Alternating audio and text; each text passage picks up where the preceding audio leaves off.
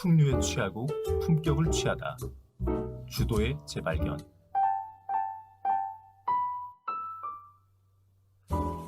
단순히 술을 좋아하는 애주가를 넘어 주류에 담긴 문화와 풍류를 즐기려는 미주가들의 솔직 담백한 이야기. 지금 시작합니다. 오늘은 법원 3대장 중에 하나인 와일드터키에 대해서 알아보도록 하겠습니다. 저와 함께 진행할 네, MC 잭프로 오랜만에 인사드립니다. 안녕하십니까. 항상 걷고 있는 남자 잔이윤입니다. 다리가 튼튼해졌어. 보일러메이커에 빠져있는 쉬어있는 비둘기입니다. 그리고 저 삼촌입니다. 네. 와, 오랜만에 또 돌아왔습니다. 오늘 같은 조류가 나왔어요. 오늘 네, 설명 좀 잘 해주셔야 될 것 같습니다. 그러니까요. 야생 칠면조. 와일드터키는 어떤 제품인가요? 와일드터키 하면은 일단은 뭐 딱 이름처럼 그 야생 칠면조가 딱 이렇게 병의 라벨에 딱 이렇게 그려져 있죠. 예, 그래서 아마 미국에서도 가장 좀 사랑받는 위스키이지 않나. 가장 좀 법원다운 법원. 그리고 뭐 이 와일드터키의 어떻게 보면은 살아있는 전설이라고 할 수 있는 지미 러셀과 에디 러셀 이 부자죠. 부자가 딱 이렇게 마스터 디스틸러로 있는 대단한 증류소입니다. 대부분 술 보면은 형제 아니면 부자 아니면 뭐 3대, 4대, 5대 이런 식으로 이어받는 그렇죠. 게 약간의 전통처럼 좀 그 역사를 좀 증명해 주는 것 같습니다. 맞아요. 근데 여기는 또 엄청 복잡해요, 역사가. 그래요? 그래서 오늘은 좀 천천히 좀 약간 잘 정리를 해서 이야기를 해야 될 것 같고요. 맞습니다. 이름이 너무 많이 등장합니다. 그렇죠. 이게 증류소 소유주도 굉장히 좀 많이 바뀌었고 뭐 중간중간에 뭐 그런 에피소드들이 굉장히 많기 때문에 뭐 잘 설명해 주겠죠. 우리 둘기님 뭐 항상 잘하니까. 뭐 그럼 제가 한번 좀 말씀을 좀 드리겠습니다. 저도 이제 이거를 이제 기를 잃지 않기 위해서 상당히 좀 정리를 좀 열심히 해봤는데 잘 잡아주세요. 오케이. 파이팅하자. 네, 그래서 일단 와일드터키라는 이름은 그 야생 칠면조죠. 야생의 이제 칠면조라는 이름인데 이 이름을 가진 것도 뭐 처음부터 이름이었던 건 아니에요. 되게 많은 스토리텔링도 있고 역사도 있는 그런 제품인데 여기는 이제 어떻게 보면은 두 가지 가문, 두 가지 회사가 중요하고요. 그리고 이제 부지, 이 증류소 부지, 이 땅에 대한 이야기도 좀 해야 됩니다. 그래서 역사를 좀 많이 거슬러 올라가면 1830년까지도 가요. 1830년에는 이제 여기 중요한 이름 라이피라고 하는 가문, 리피라고도 하고 라이피라고도 하는데 전 라이피라고 부를게요.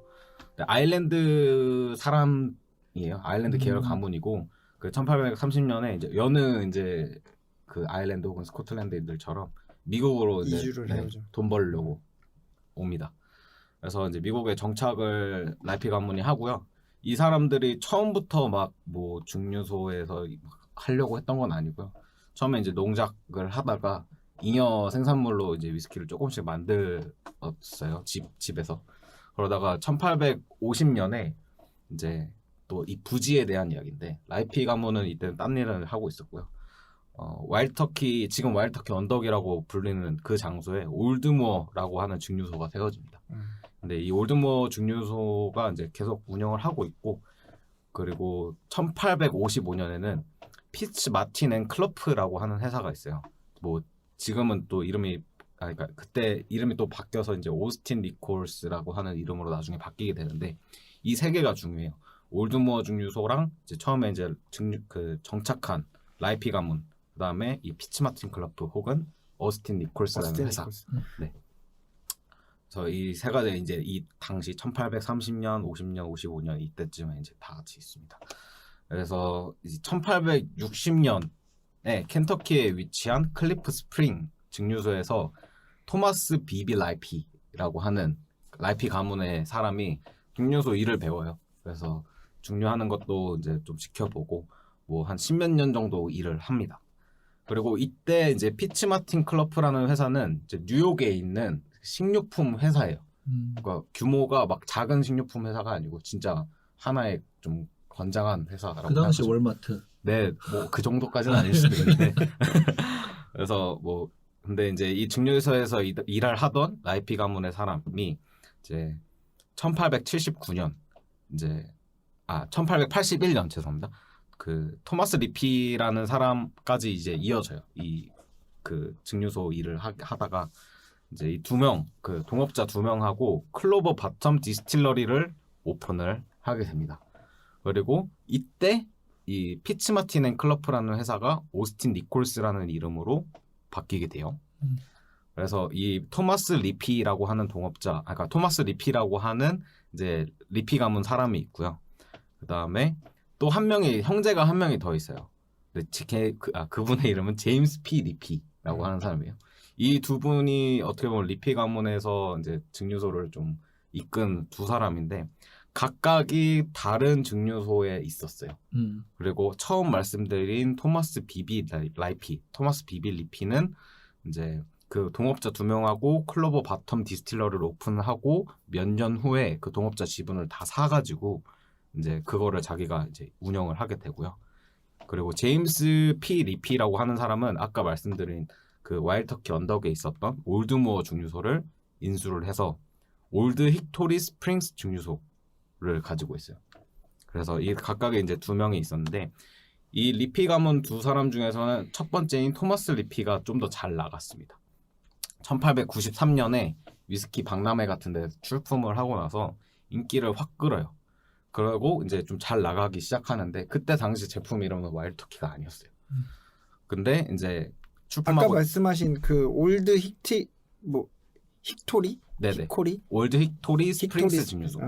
네. 그런 이름으로 만약에 출시됐겠죠. 네네. 그러니까 이때는 그러니까 아시다시피 증류를 한 원액을 독립병이 먹자 같은 그런 약간 아까 말씀드린 그 식료품 회사 같은 데서 유통회사. 네, 유통회사에서 사가요. 해서 각자 제품으로 만들어서 팔던 시대였어요. 그래서 이제 아까 말씀드린 토마스 리피가 잘 나가다가 이제 몇 년 후에 죽습니다. 근데 그 토마스의 아들이 있고 그 아들들이 있는데 이게 이해관계가 많이 얽혀있던 증류소인 거예요. 그러니까 투자자도 많았고 그래서 이 회사를 뺏기게 돼요. 그러니까 뺏겼다기보다는 그냥 그 투자자들이 자기들이 가져가게 되고 좀 미안해가지고 이제 그 토마스의 아들인 애들한테 리피 가문 애들한테 돈을 조금 주고요. 근데 이 돈을 가지고 이제 삼촌이죠. 제임스 리피한테 가서 이제 돈을 좀 주면서 이제 제임스 P 리피도 좀 늙었잖아요. 그래서 이 2명의 조카한테 증류소를 주게 되는 거예요. 그 올드 힉토리 스프링스 증류소를. 그래서 이제 그게 어떻게 보면 와일드터키 증류소의 전신이 그렇죠. 시작점인 거죠. 네네. 그래서 그 이제 올드 힉토리 스프링스 증류소가 이제 나중에 리피 브라더스 증류소가 되고 나중에 이제 또 이렇게 이해관계가 있는데 좀 이제 시간에 따라서 이제 좀 말씀을 드릴게요. 그래서 1905년에 그 리피 브라더스 증류소를 세우게 되고 그러니까 증류소에서 나온 버번을 좀 독립병이 파는 여러 도매상한테 막 판매를 이렇게 하다가 그 중에 그 유통회사 중에 하나가 이제 오스틴 니콜스라는 회사였어요. 근데 이 오스틴 니콜스가 뭐 얘네 말고도 다른 이제 제품들도 막 이제 병입을 해서 제품으로 출시를 하고 있었는데 죄송합니다. 그래서 이제 그때 당시에 이렇게 증류소랑 오스틴 니콜스가 이어지고 1919년에 무슨 일이 있죠? 금주법. 그렇죠. 금주법 시대가 열립니다. 근데 안타깝게도 이 증류소는 문을 닫았어요. 그러니까 뭐 그렇게 우리 저번에 이야기했던 버팔로 트레이스처럼 막 약품, 그러니까 약물 처방받고 팔고 이런 거 권리는 못 받아가지고 1933년까지 이제 금주법이 끝날 때까지 문을 닫고요. 그다음 그로부터 2년 후인 1935년부터 증류소를 이제 재가동을 하기 시작합니다. 그리고 이제 좀 1936년, 그러니까 바로 그 다음 해죠. 오스틴 니콜스의 좀 임원이었어요. 임원급의 좀 높은 사람이었는데 토마스 메카시라고도 부르는데 이분이 어떻게 보면 이제 와일드터키라는 이름을 만든 분이에요. 이 1936년에 어떤 일이 있냐면 그 친구들이랑 이 사람이 되게 그런 위스키 샘플이나 이런 레시피를 만드는데 관심이 많았다고 해요. 근데 약간 덕후였던 거죠. 근데 이제 어느 날 이제 칠면조 사냥을 친구들이랑 갔는데 거기서 이제 자기가 만든 샘플 한 병을 친구들이랑 나눠 먹은 거예요. 근데 그걸 딱 먹더니 친구들이 맛있는데? 야 다음에 뭐 야 그때 그 우리 와일드터키 사냥 갔을 때 먹었던 그거 언제 좀 구해와봐, 좀 다시 만들어 와봐 이렇게 된 거예요. 그래서 이 이름을 이제 갖고 이런 일화는 자기도 이제 머릿속에 갖고 있었겠죠. 그러다가 이제 1940년이 되면서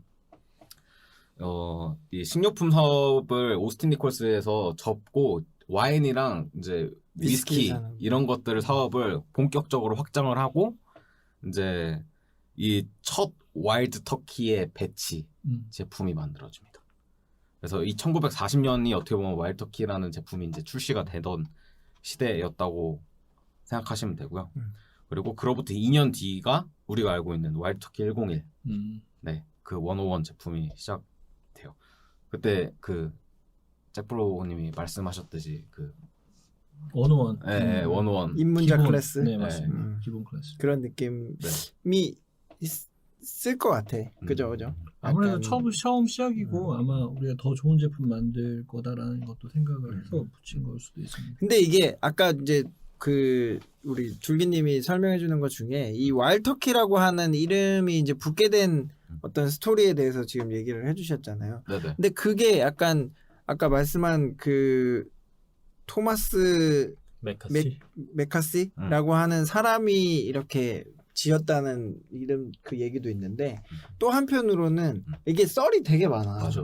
그게 어떻게 지어졌냐. 그래서 뭐 제가 들은 얘기는 그 증류소 직원 중에 한 명이 그 샘플을 만들어 그 토마스 메카시가 아니라 이제 그 직원 중에 한 명이 이렇게 그걸 만들었다는 얘기도 있어요. 그런 샘플을. 얘기도 있죠. 네. 그래가지고 뭐 그 이렇게 증류소 임원들이 이렇게 와일드터키 사냥을 가는데 그 사람이 이제 뭘 따라가가지고 이렇게 막 뭐 이렇게 안내도 해주고 이런 거 하다가 이제 밤에 이제 그 모닥불 피워놓고 막 위스키도 마시고 하는데 자기가 이제 연구해서 만든 그 레시피의 어떤 위스키 샘플을 이제 맛보여준 거죠. 그래서 그 중에 한 명이 이 토마스 메카시라는 사람이 껴있었던 거야. 그래서 그걸 맛보더니 뭐 이거 되게 맛있다. 그래서 뭐 나중에 뭐 야생 칠면조 그 위스키 막 이렇게 얘기를 하면서 그 이름이 붙었다 이런 얘기도 있더라고요.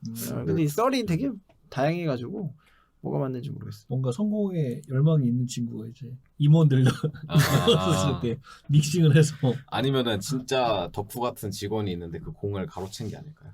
뭐 그럴 수도 있고. 있지. 이게 뭐 옛날 얘기니까 솔직히 뭐가 맞는지는 모르겠지만 어쨌거나 이게 1940년 정도에 이 와일드터키라고 하는 이름이 생겨나면서 그때부터 이제 어떻게 보면은 바틀 라벨의 와일드터키라고 하는 이제 이름이 딱 새겨진 거잖아요, 그렇죠?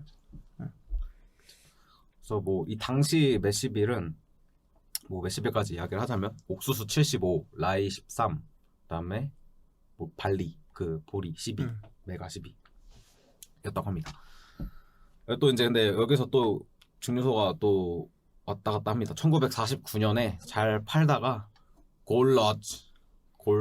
골로즈라고 하는 이제 회사에 인수가 되면서 증류소 이름이 볼레바드 증류소 아니면 뭐 JTS 브라운이라고도 하더라고요. 네네. 그 증류소로 바뀌게 되고요. 그 후로 이제 와일드터키 라이 제품이 또 나오게 돼요. 그리고 1954년 또 전설적인 위스키의 아버지 드디어 등장하네요. 이제야 등장하시는군요. 두두 등장. 두두 등장. 살아있는 역사 지미 러셀이라는 분이 볼레바드 증류소에 입사를 하게 됩니다. 그리고 이제 열심히 배우셨겠죠. 왜 이렇게 말을 해도 되나? 야 저 통 옮겨 이러면 살아있는 네, 전설한테. 밑에서부터 해야죠. 네, 그래서 이제 13년 근속 연수가 되던 1967년도에 마스터 디스틸러 생각보다 빨리 됐어요, 그죠? 13년 근무하고 된 거면 그죠. 된 거야. 그리고 그로부터 2년 뒤 오스틴 니콜스가 리젯 그룹에 인수가 되고요.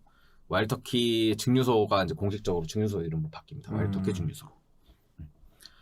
그리고 1970년대 이 지미 러셀이라는 분을 이야기를 하려면 또 이제 이때 법원의 어떤 불황기라고 하는 1970년대부터 뭐 80년대, 90년대 정도까지 그때가 이제 글러드 에라 그렇죠. 약간 뭐 법원 불황기 시절이죠. 그렇죠. 약간 법원 암흑기, 보릿고개 시기. 네, 보릿고개 뭐 이렇게 불리죠. 네네. 글럿 에라. 네. 이때 이제 이 지미 러셀이라는 분이 큰 활약을 하는데 이거는 지금 이야기할까요? 좀 이따가 그 지미 러셀에 관한 마스터 디스틸러에 대한 얘기는 우리가 또 따로 좀 분리를 해서 얘기하면 좋을 것 같아요. 네네. 네. 그러면 아무튼 그 시기를 잘 견뎠다. 이겨냈죠. 음. 이 지미 러셀이라고 하시는 분이. 그렇죠. 그러다 이제 1980년에 그 페르노리카라고 하는 곳에서 인수를 하게 됩니다. 당시 9,750만 달러. 현재 가치로 좀 이렇게 바꾸면은 3억 2,471만 달러라고 하는데 어마어마하죠. 그러네요. 플렉스. 그러다가 이제 페르노리카에서 이제 잘 운영을 하다가요. 이제 2000년에 또 큰 일이 생겨요. 이 와일드터키에서 창고가 하나가 이제 불이 났는데 이때 17,000여 개의 배럴이 불타버리네. 하늘로 날아가 버립니다. 뉴스에도 많이 나오고 그랬을 거예요 네. 아마 그 당시에. 증류소가 약간 이런 화재에 좀 취약해. 음. 그렇지 않아요? 한번 불 붙으면 한번 불 그냥 붙으면 이거 감당도 못하지 뭐. 이렇게 날아가는 건 무슨 엔젤이? 그게 파이어 엔진. 파이어. 파이어 엔젤스였나요? 다 날아가는 거? 아니 근데 많이 그 써요. 숙성 창고 네. 그냥 한 동이 그냥 다 타버린 거잖아요. 맞아요. 그러니까 이게 어, 어떻게 할 수가 없지. 옆 동으로 안 붙은 것만 해도 다행인 그거 거지. 진화하는 것도 문제죠. 진화할 수 없는 거야. 그냥 이게 쳐다볼 수 아마 없어. 영상을 보면은 이렇게 위스키에 불이 붙은 채 이렇게 계속 흘러내릴 거예요 아마. 음. 아, 그냥 이렇게 하나에서 타고 있는 게 아니라 계속 흘러내리면서 타더라고요. 마음에 맞아. 무슨 화산 같은. 맞아. 근데 그만큼 아유. 이제 전통이 있는 거예요. 옛날에 이제 어쩔 수 없이 나무로 짓다 보니까 그런 거에 더 열악한 거죠 이제 아무래도. 그래서 이러고 나서 이제 슬슬 갑자기 이제 프루프 통입 도수가 바뀌기 시작하죠. 원래는 이제 그 전에는 107프루프로 통입을 했는데 오크통에 110%로 110프루프로 올리다가 115프루프까지 올렸어요. 네. 근데 뭐 불이 나는데 뭘 할 수 있겠습니까? 이게 어떻게 보면은 와일드터키의 뭐 품질의 어떤 퀄리티 이런 거와 좀 어떻게 보면 관련이 있는 건데 이게 그 증류하는 도수도 중요해요. 이게 그 미국은 법적으로 얼마였죠? 160 프루프? 네, 80도 이상으로는 증류를 못하게 이렇게 해놨지만 실질적으로 증류하는 도수는 굉장히 좀 그거보다는 훨씬 낮아요. 그렇게 높은 도수로 증류를 하면은 정말 약간 보드카 같은 느낌의 위스키 스피릿이 만들어지니까. 근데 이제 이 그 와일드터키 같은 경우는 제가 알기로는 몇 도였지? 60도였나? 통입이요? 아니요. 증류하는 그 도수 64도. 네네. 네네네. 128 프루프인가요? 그러면 네, 그 정도로 증류를 하는 걸로 알고 있어요.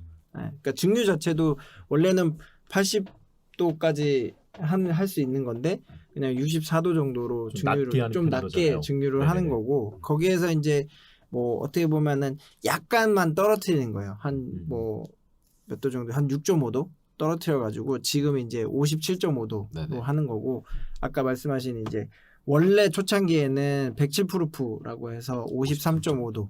예. 그러니까 굉장히 좀 낮게 통에다 넣는 거죠. 근데 버번 위스키 같은 경우는 잘 아시겠지만 렉 타입으로 주로 이제 그 숙성 창고에서 숙성을 하기도 하고 날씨가 워낙 좀 건조하고 이러다 보니까 이게 그 알코올 증발보다는 물 증발이 더 빨리 되는 경우가 있어서 도수가 오히려 막 올라가는 경우가 많아요. 숙성을 하다 보면. 그러다 보면은 또 이게 도수가 뭐 처음에 통에다 넣는 도수가 53.5도로 넣고 뭐 최근에는 57.5도로 넣었지만 이게 도수가 조금 미세하게 올라갈 거란 말이죠. 그러면 한 60도 가까이로 올라가는데 이게 보통 와일드터키 제품 같은 경우는 101 프루프, 네, 그러니까 50.5도로 병입을 하잖아요. 그러면 이제 물을 좀 타가지고 도수를 좀 떨어뜨린단 말이죠. 근데 이게 중요한 게 통입 그 도수를 낮게 갖고 가는 게 중요한 게 그만큼 나중에 물을 섞는 그 양이 적은 거예요. 그쵸. 예, 그러다 보니까 위스키 원액이 많이 들어가는 거고. 그러면 이제 어떻게 보면 증류소 입장에서는 굉장히 그게 손해일 수도 있지만, 그 소비자들 입장에서는 굉장히 위스키 원액이 많이 들어가는 제품이 되는 거니까 예, 맛 자체가 굉장히 좋아지는 거죠. 예. 그래서 이거에 대해서 좀 뭐 되게 말이 많았지만 어쩔 수 없는 선택이죠. 그쵸. 아까 같이 뭐 그냥 숙성 창고 하나가 날라가 버려. 원액이 아예 예. 없어져 버렸으니까. 그렇죠.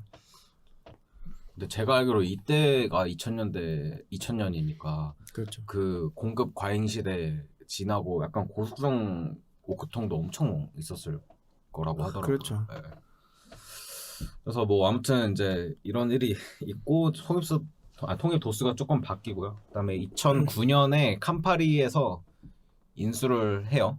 뭐 그리고 이제 그때도 이제 5억 7,500만 달러, 현재 가치 709억 블라블라 달러, 709억 달러, 어마어마합니다. 근데 이때 그 캄파리 회사로 넘어갈 때 네네. 그 페르노리카 그에서 약간 딜을 했대요. 예전에 왜 그 얘기 했었잖아요. 우리 그 뭐죠? 버팔로 트레이스 얘기할 때 맞아요, 그 맞아요. 일본인 그 투자자가 자기한테 그 베시빌 2에 대한 지분을 다 줘라. 이런 식으로 딜을 한 것처럼 얘네들도 약간 딜을 해가지고 페르노리카가 소유하고 있는 이제 증류소들 몇 개 있잖아요. 뭐 제임슨도 있고 몇 가지 증류소들이 있는데 거기에서 사용할 이제 버번 캐스크가 필요하니까 너네들이 사용하는 거의 90% 정도의 캐스크를 우리 쪽으로 다 공급해줘라 라는 약간 계약 조건을 걸고선 팔았다고 하더라고요. 와, 엄청 똑똑해야 되네. 똑똑하네. 그렇죠. 혹시 이 아저씨가 한 거죠? 그 아까 말씀한 지미. 네네네. 네, 그리고 이제 뭐 2015년에는 이제 에디 러셀 이제 이분들 지미 러셀의 아들이 두 분이 있는데 에디 러셀과 브루스 러셀이에요. 네. 손자. 손자. 손자. 네네. 그렇죠. 그래서 에디 러셀이 이제 되게 오래 일을 했어요. 처음에는 막 에디 러셀도 81년인가 입사를 아마 했어요. 그래서 입사해서 막 잔디 깎기 시키고 막 그치. 그랬대요. 아빠가 있는데 예, 예. 올라갈 수 있겠어, 아빠를 뚫고. 그러니까 일반적으로는 저러면은 편한 자리로 낙하산으로 가야 되는데 그게 아니라 이제 맨 밑바닥에서부터 돌린 거죠. 이제. 그렇죠. 미국은 약간 그런 게 있는 것 같아요. 고생을 좀 시켜. 뭐 약간 이런 거. 근데 아버지부터가 또 워낙 그쵸. 솔선수범하시는 스타일이어서 그래서 이 에디 러셀이 공동 마스터 디스틸러가 되고 브루스 러셀은 이제 증류소 홍보대사로 일을 하기 시작합니다. 그렇죠. 손자. 그래서 약간 이제 세대 교체가 조금씩 일어나고 있는. 근데 와일드터키는 어떻게 보면은 이 러셀 가문이라고 해야 되나? 이 러셀 3대가 없으면 사실 그쵸. 되게 힘든 그렇지 않아도 뭐 아이스버킷 챌린지 하는 맞아요. 거. 할 때 네네. 뭐 그 영상 봤어요. 3대가 다 나온다고 하면서요. 네네네네. 그래가지고 뭐 그 지미 러셀이 약간 자기 아들한테 이렇게 부어주고. 부어주고 에디 러셀이 아들한테 부어주고 손자가 이제 할아버지한테 그 영상 봤어요. 귀엽다. 재밌다. 맨 처음에 증류소 역사했을 때 여러 가지 가문이랑 기업이 막 엄청 혼재돼 있을 거다라고 하셔서 네. 맨 처음에 얘기하셨던 라이피 가문 네네. 엄청 집중해서 듣고 있다던데 결국에는 이제 그쵸. 러셀로 끝나. 네. 다른 가문의 3대장 러셀을 이렇게 돋보이기 위한 그냥 약간 깔아놓는. 에피타이저. 그러니까 나는 처음에 이 예전에 이제 그 뭐지 이게 우리나라에서는 유통하던 회사가 제가 알기로는 FJ 코리아에서 원래 유통을 했던 걸로 기억을 하고 그 전에는 페르노리카에서 했었는지 모르겠는데 제 기억으로는 아무튼 그 FJ 코리아에서 유통을 하다가 그 트랜스 베버리지로 그쵸. 넘어갔잖아요. 네. 그러면서 그 캄파리 쪽의 제품들을 다 이제 그쪽에서 수입을 하시는데 그러면서 아마 그 에디 러셀이 국내에 아마 왔을 거예요. 방한을 하면서 그 마스터 클래스 같은 것도 진행했던 걸로 저는 기억하는데 그때 이제 뭐 와일드터키에 대한 뭐 그런 전체적인 스토리도 많이 듣고 이게 좀 알게 됐는데 저는 그러니까 그때까지만 해도 와일드터키라는 브랜드에 대해서 잘 모를 때여서 이 에디 러셀 뭐 그다음에 지미 러셀 막 이런 얘기가 나오길래 뭐가 이렇게 대단한 사람들인가 이렇게 생각했거든요. 근데 지금 뭐 이 사람들이 솔직히 소유주도 아니고 그렇죠. 그냥 마스터 디스틸러인데 뭐가 대단한가 했는데 이걸 조사하다 보니까 진짜 어마어마하신 분들이더라고요. 오랫동안. 그러니까 거의 그 법원 그러니까 스카치로 치면은 뭐 데이비드 스튜어트 같은 그런 분들이 이게 살아있는데 자신의 이름을 건 위스키가 나오는 경우가 많지 않잖아요. 그렇죠. 보통은 돌아가신 분들 역사적인 그렇죠, 인물들 하는데 그렇죠. 살아있는 와중에도 지금 나오고 있는 상황이어서 엄청난 분들이죠. 그것도 좀 재밌죠, 그죠? 그렇죠, 이야기가 맞습니다. 네. 이게 원래는 뭐 그 에디 러셀 그러니까 아들이 아버지가 이렇게 약간 은퇴하는 걸 기념해가지고 처음에 그 러셀이라고 하는 맞습니다. 러셀 리저브라고 하는 제품을 만들었다고 했는데 계속 나 근무할래 이래가지고 그런 이야기가 있나요? 근데 그 제품도 진짜 재밌어요. 그리고 이 와일드터키 같은 경우가 아까 그 잠깐 그 얘기 했잖아요. 그 통입 뭐 도수 이런 얘기 했었는데 이게 진짜 그 굉장히 좀 퀄리티 관리를 되게 하려고 되게 많이 노력을 하더라고요. 이게 전통을 좀 지키고 이 퀄리티를 유지하기 위해서 되게 많이 노력을 하는 것 같더라고요. 그래서 원래 뭐 그 위스키를 발효할 때 쓰는 효모 같은 경우도 뭐 초창기에 그러니까 그 지미 러셀이 증류소에 왔을 때 사용하던 그 효모를 아직까지도 똑같이 사용을 하고 있는데 이게 그 굉장히 좀 관리하는 게 쉽지가 않다라고 하는데 이걸 막 되게 관리를 좀 잘하고 지미 러셀 같은 경우는 자기 집 냉장고에다가 네. 효모균을 따로 보관을 해놓는데요. 혹시라도 이게 죽으면 안 되니까. 이제 코카콜라 레시피처럼 분산시켜 놓는데 그렇죠, 하나는 그렇죠. 자기가 가지고 있다고 하더라고요. 네네네네. 세 개로 아마 분산시켜서 보관하고 있는데 두 개는 아무도 몰라요. 어디에 있는지 말 안 해요. 없는 거 아니에요, 그거? 하나는 지미러셀.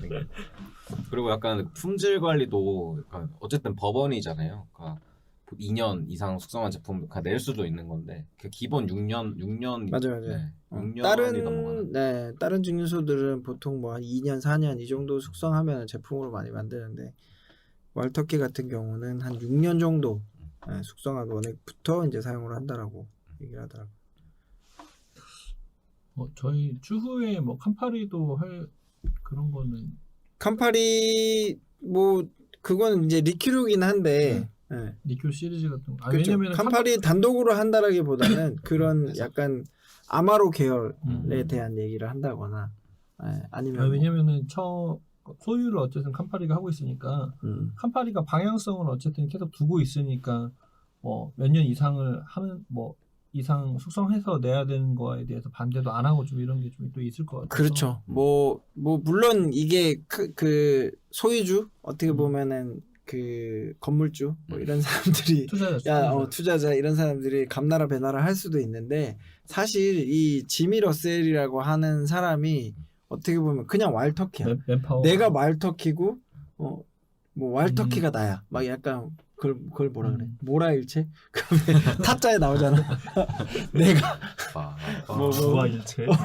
하여튼 그런 건데 이 사람이 사실 그냥 뭐 예를 들면 그것도 마찬가지예요. 아까 그 통입 도수나 뭐 그런 것도 마찬가지고 이게 그 증류소 입장 그리고 회사 입장에서는 이게 이윤을 많이 남기는 게 좋은 거니까 예를 들면 맥시멈으로 할 수 있는 게 160 프루프 증류하는 것도 그러니까 80도 이상만 안 하면 되니까 그 정도로 증류를 하고 그다음 통입 도수 같은 경우도 62.5도 이하로만 하면 되는 거잖아요. 그러니까 최대한 좀 높게 해가지고 나중에 이제 물 왕창 타가지고 제품 많이 만들면 좋은 거 아니냐 이렇게 생각할 수 있는데 타협을 안 하는 거죠. 지미 러셀이 그렇게 하면 우리의 어떤 그 본연의 맛이 안 난다라고 해가지고 그런 통입 도수라든지 뭐 증류하는 도수라든지 이런 것들을 굉장히 좀 유지를 하려고 많이 노력하고 뭐 이거는 좀 약간 단적인 얘기이긴 한데 다른 얘기이긴 한데 그 나중에 이제 그 러셀 리저브 제품이 나오는데 그것도 이제 10년 숙성 제품으로 나와요. 나중에 러셀 리저브 제품이. 근데 이제 와일드터키 입장에서는 10년으로 가면 너무 원액도 많이 들어가고 제품을 만드는 게 좀 힘드니까 숙성료도 빼고 적당히 해가지고 가자 이렇게 얘기를 했는데 그 10년 숙성 뺄 거면은 러셀이라는 이름 붙이지 마라. 내 이름 붙일 수 없다. 막 이런 식으로 해가지고 또 막 이게 그러니까 아까 그 말씀하셨던 글룻 에라 네네. 70년대 그 법원 보릿고개 네. 그때가 딱 이제 그 당시에 젊은이들이 법원을 먹는 사람들은 또 가뜩이나 이제 꼰대 같은 네, 그쵸. 그런 그렇죠. 게 있다 보니까 예전에 우리 그 버팔로 그쵸. 트레이스 뭐 비텍 이런 거 얘기할 때 한참 얘기했던 그런 거죠. 그래서 이제 팔리지가 않았던 시기잖아요. 인식도 안 좋고. 그렇죠. 근데 이제 지금도 법원의 아버지 살아있는 교과서라고 하는 이유가 그 당시에 지미 러셀이 몸소 뛰어다니면서 법원을 홍보하고 팔려고 했다 그러더라고요. 그렇죠. 뭐 자연스럽게 맞아. 이제 그 마스터 디스틸러에 대한 얘기로 넘어가자면 이 지미 러셀이라고 하는 사람이 진짜 얼마나 대단한 사람이냐면 이분이 1934년생이에요. 네네, 맞아요. 그러니까 이제 처음에 그 증류소에 입사한 게 54년이라고 했으니까 20살이 되던 해에 이제 처음으로 위스키 산업에 이제 뛰어들어가지고 지금 나이가 뭐 한 80 한 중반 됐으니까 거의 한 60년 이상, 70년 가까이 이 현역에서 지금 일을 하고 계시니까 그것만으로도 굉장히 대단한 분이긴 하지만 아까 말씀하신 이제 글룻 에라, 그러니까 버번 위스키가 완전히 이제 인기가 없던 시기, 그때가 이제 한 1960년대 후반, 뭐 네, 70년대 70년대 초반, 초반. 요때가 이제 아까 말씀하셨듯이 보드카라든지 진이라든지 이런 화이트 스피릿이 유행할 때라서 많은 이제 버번 위스키를 만들던 증류소에서 이제 버번 본연의 스타일을 버리고 약간 이제 라이트하고 굉장히 좀 어떻게 보면 보드카나 진 같은 화이트 스피릿 같은 느낌의 버번을 막 만들었어요. 요즘 이런 게 유행이니까 우리도 이런 스타일로 만들어보자 이렇게 했는데 뭐 진짜 그렇잖아요. 이렇게 보드카 좋아하는 사람들이 보드카를 마시지 보드카 비슷한 그렇죠. 위스키를 마시진 않잖아. 그렇죠. 그러다 보니까 이제 그런 증류소들이 더 어떻게 보면 일찍 완전 망하기 시작한 거고 지미 러셀이라고 하는 사람은 이제 안 된다. 이거 법원에 어떻게 보면은 본질을 훼손하면 안 된다. 우린 지켜나가자. 이렇게 하면서 퀄리티 유지를 엄청나게 한 거죠. 그러면서 버티고 아까 말씀하신 것처럼 이제 이 사람이 젊었을 때 약간 운동선수 출신이라고 알고 있어요. 뭐 야구도 하고 막 축구도 하고 뭐 육상 선수도 하고 막 이러다 보니까 약간 파이팅이 넘치고 약간 악으로 몸으로 깡으로. 뛰고 뭐 악으로 깡으로 이런 게 좀 있는 것 같아요. 그래서 뭐 그냥 전국을 막 돌아다니면서 이게 차에다가 이제 병 싣고 막 다니면서 막 홍보하고 그렇게 했던 것 같아요. 그래서 어쨌거나 이 어려운 시기를 이겨낸 거죠. 그러면서 이 와일드터키만의 어떤 확고한 스타일을 또 이어나가고. 이 지미 러셀에 대해서는 이제 할 얘기가 굉장히 많을 것 같은데 잠깐 쉬는 시간 갖고 이제 지미 러셀의 활약상을 한번 나눠보도록 하시죠. 그렇습니다. 그럼 좀 쉬는 시간을 갖고 다시 돌아오도록 하겠습니다. 이따 봐요. 이제 뭐 이거는 찌찌 뭐. 합을 뭐 둘이 맞춘 거야. 이따 봐요.